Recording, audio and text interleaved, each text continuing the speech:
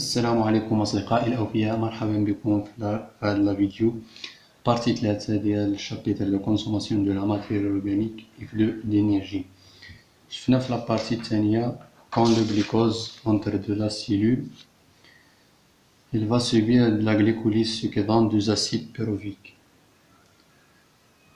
ودابا غادي نشوفو le devenir ديال les deux acides pyruviques dans un milieu qui contient l'oxygène, milieu aérobique. آخر حاجة شفناها في لا ريسبيراسيون سيلولير هي لا غليكوليز، قلنا بلي كتم في لو ميليو في اليالوبلازم. دابا غادي نشوفو هاد لي دو زيتاب ديال لا ريسبيراسيون سيلولير.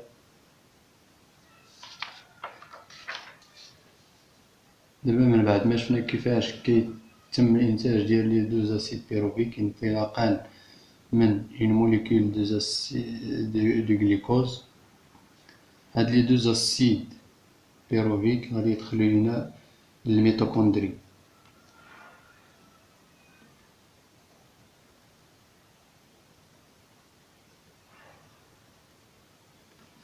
غادي يدخلوا لنا الميتوكوندري. اذا اول حاجه غادي نشوفوها هي لا ستركتور ديال الميتوكوندري.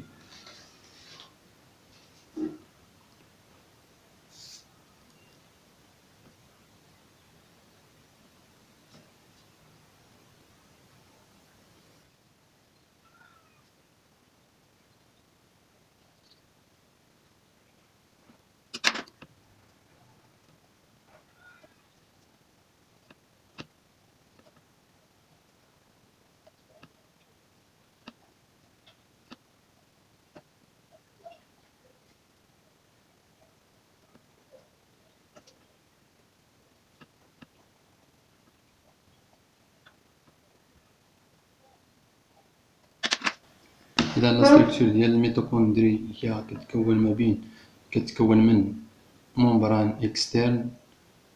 اكسترن، ليسباس انترممبرانير، ممبران انترن. هاد ليسباس انترممبراني كتكون ما بين الممبران اكسترن وممبران انترن، وعندنا ديك خيط والانتيريور دو ميتوكوندري كيتسمى الماتريس. واحد المعلومة مهمة خاصكم تعرفوها، أن الانتيريور ديال هاد الماتريس كيتواجد فيه واحد الكونزيم كيتسمى كونزيم أ.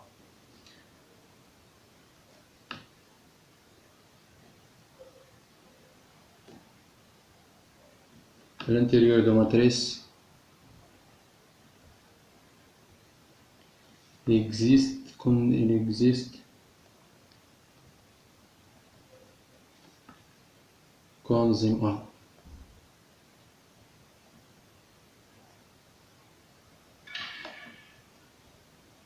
كنرمزو كو A. كيكون لاصق فيه واحد الاش. دابا غادي اون فوا كتدخل لينا هاد لي دو اسيد بيروفيك للماتريس داخل الميتوكوندري، بالضبط الماتريس كتتم لا فورماسيون دو لاسيتيل كونزيم ا. اولا غادي نشوفو لا فورماسيون دو لاسيتيل كونزيم ا.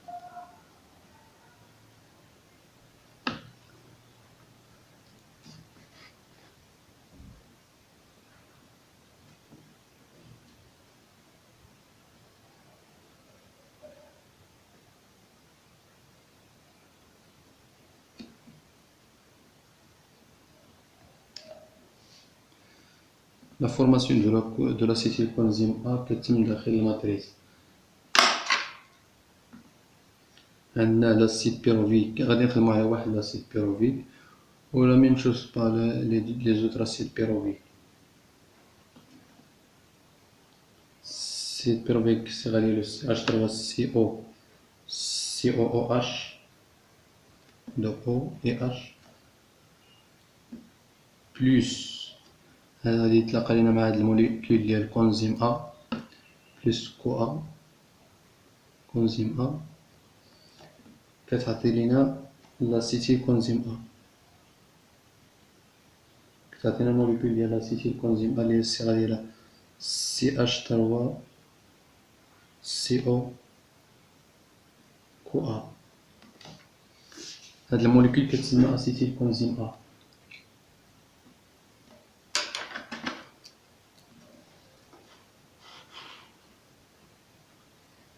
كتسمى اسيتيل كونزيم ا.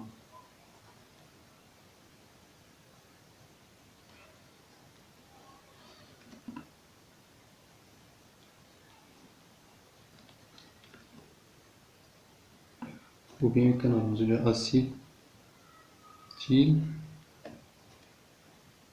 كو ا. هاد لا موليكول فيها 2 اتوم دو كربون. باش نحصلو على هاد لاسيتيل كونزيم ا كيتم ادماج ما بين الكونزيم ا مع هاد لاسيد بيروفيك عن طريق كيتم الانتاج ديال NADH+ عن طريق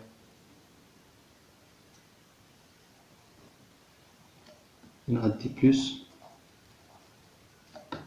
كيعطينا NADH+.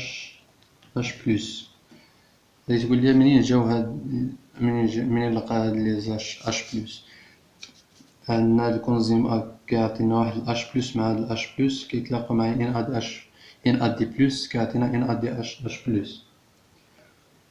عندنا هنا 2 اتوم دو كربون وهنا عندنا 3 ديال الاتوم دو كربون. فين مشات هاد لاتوم دو كربون كتخرج لنا سو فورم دو CO2. هاد لي دو هاد الكربون مع 2 اتوم دو كربون كيخرجو لينا على شكل CO2.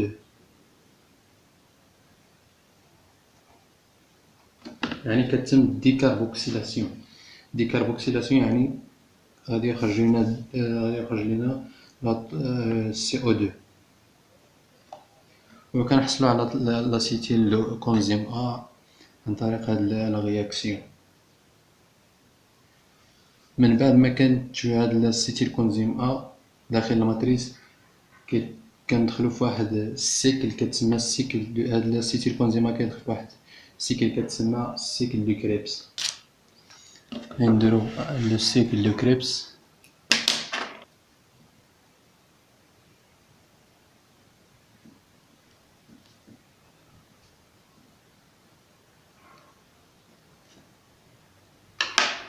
علاش كتسمى السيكل؟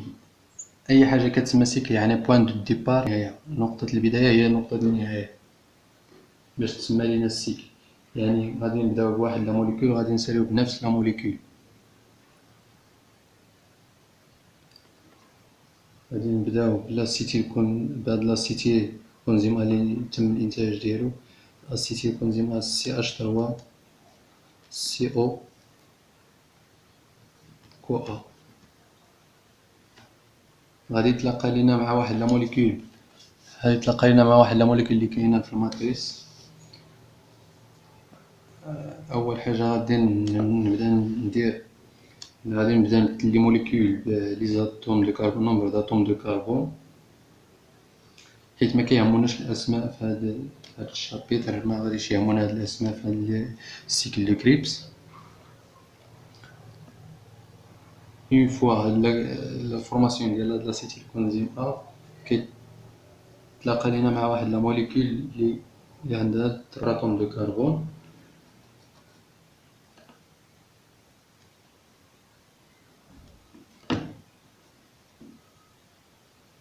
عندها 4 اتوم دو كربون.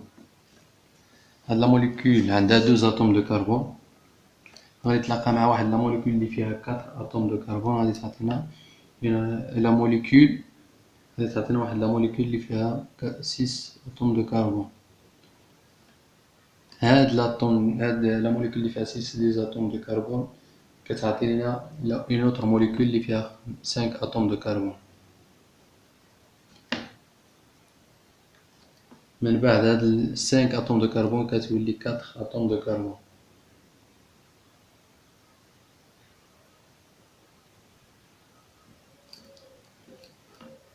هاد 4 اتوم دو كربون كيكون عندنا في هاد السيكل 4 موليكول اللي فيها 4 اتوم دو كربون.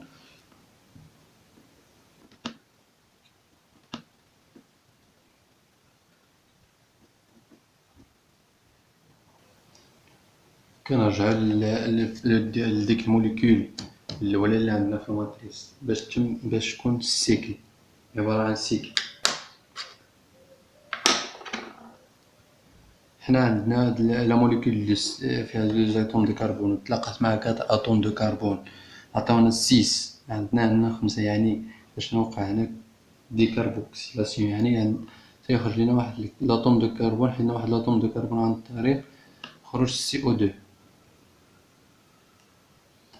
تانا عندنا واحد 5 اتوم، عندنا 4 يتم اخراج ديال 2 اتوم دو كربون يعني عن طريق CO2. وهنا كيتم الانتاج ديال NADH+.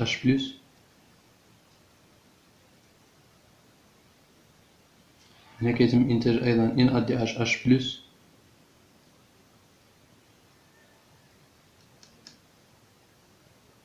هنا كتتم لنا واحد لا موليكول ATP. عندنا الموليكول FADH2، واحد لا موليكول اخرى FADH2. هنا NADH+.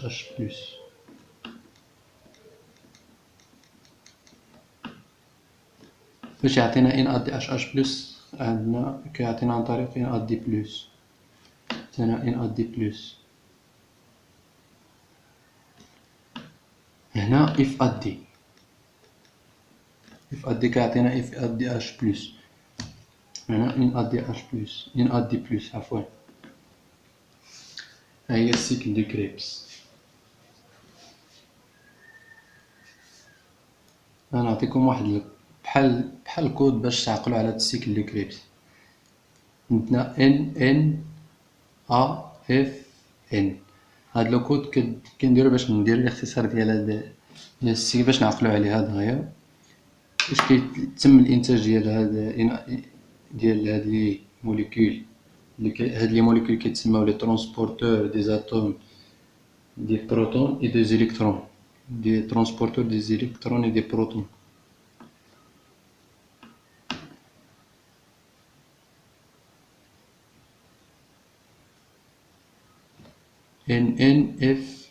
NNAFN هذا واحد كوم ان كود باش نعقلو على هاد السيكل دو كريبس. N A ديال ATP، F ديال FADH2، N ديال NADH+.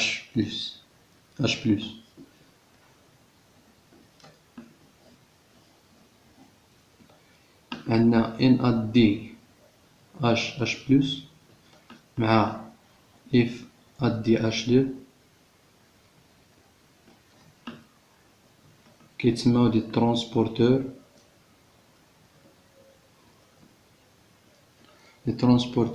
دي زيليكترون دي بروتون دي H+ اي دي زيليكترون. هاد NADH+ مع FADH+ هما غير شؤون انرجي، ولكن الخلية ما كتستعملهمش ديريكتومون.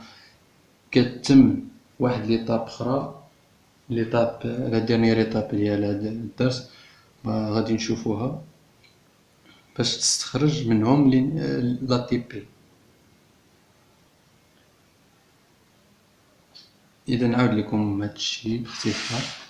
اون فوا دو زاسيد بيروفيك كيتم الانتاج ديال زاسيد بيروفيك كيدخلوا لنا الماتريس، كيتم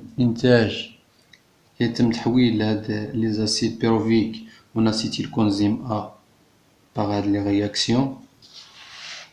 اون فوا لا فورماسيون دو لاسيتيل كونزيم ا كيدخل لينا في لو سيكل دو كريبس. هاد لو سيكل دو كريبس كيتنتج فيها NADH+ مع ATP و FADH2. غادي نصيغو واحد التعريف بسيط ديال هاد السيكل دو كريبس.